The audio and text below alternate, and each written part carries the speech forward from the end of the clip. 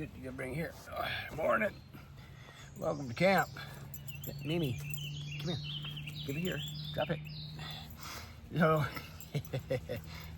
So you want to be a historical trekker, right? Best advice I can give to you, outside of trying to be historically correct as possible, is get comfortable with being uncomfortable. Because these last couple of days have been hellacious. So before I get into day 2 and day 3, this is this morning of day 4, and I got about 20 miles to go to get to Fort Buford. That's on the north bank of the Missouri River. Before I get there, I need to do some a friend of mine chided me for not giving more of the history of what I'm doing, right? So,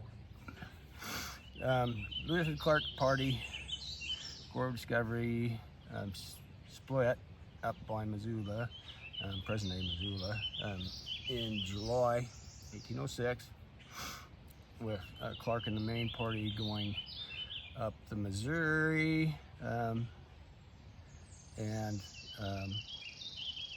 then they split off again and made 2 parties, and Lewis wanted to explore the Marias River, hoping it went up into Canada so they could actually move the border of the United States even further north than it was, right? So because if the river was in there, that drainage belongs to the United States, the Missouri River drainage. So yeah, that didn't work out too well for him. But anyway, Clark and 13 men, they set off from there, and that party split up even more. Excuse me, it was 11. I think it was 11. Right. They split up even more with Sergeant Pryor, George Shannon, Richard Windsor, and Hugh Hall.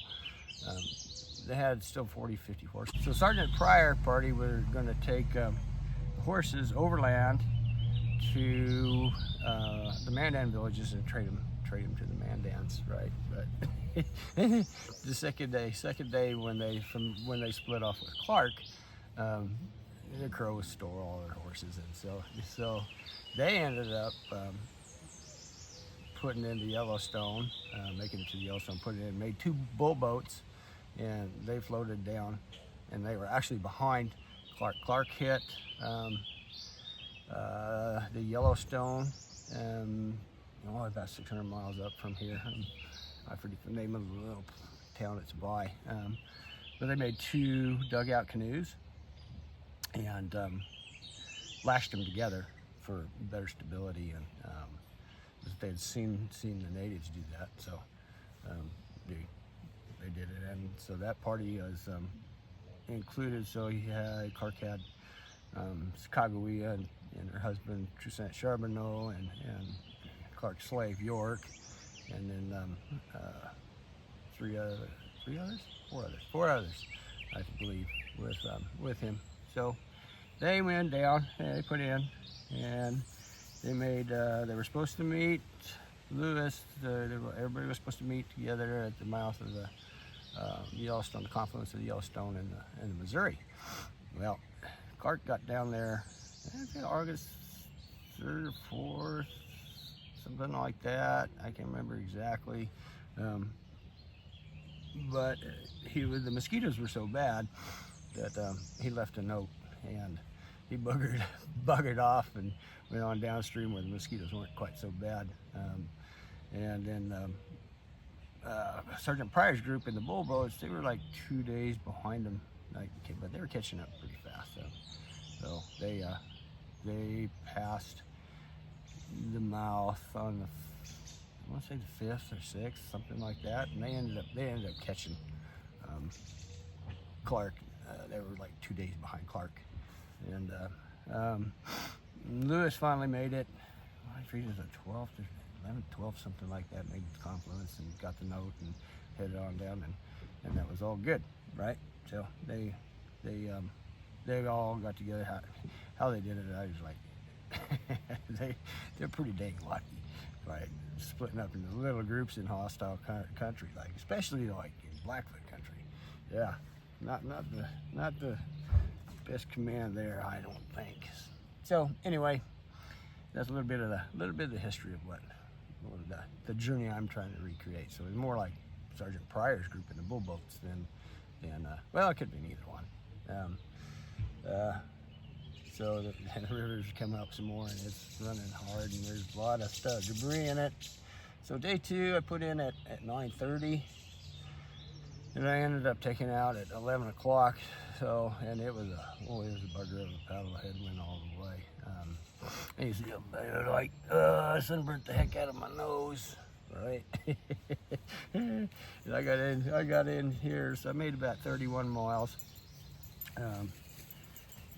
And I got in here, I was so beat, so tired. I just couldn't do a video, and I had to just lay out. So I just laid out like I normally do.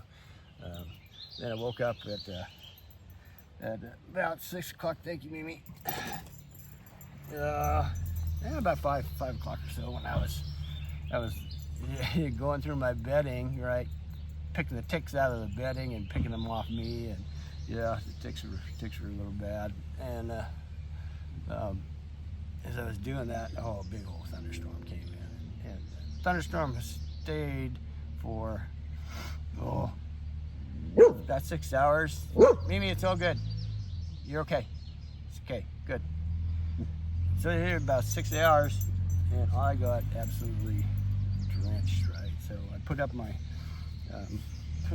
diamond fly, right, and I got it up, and then the wind was howling, and I pulled the stakes out like 3 times. And it's like, ooh, buddy, but I got soaked, and so I just made this oilcloth there a couple weeks ago, and oilcloth is water resistant. It ain't waterproof. So I had about noon I finally quit and let up, and I was like, oh crap. So I spent all day yesterday trying to dry stuff out, and that happened with Core Discovery a lot too, right? They'd have to stop and try things out every now and again. So yep, I think that's about covers it, right? It was a long day. Yeah, I'm still pretty tired, pretty beat. My hips kind of give me a bit of jip, but we got 20 miles to go to Buford, and yeah, I'm not sure how it's going to go, because it's I got to get across the Missouri, which is running high too. So, yep. Wish me luck. Cheers.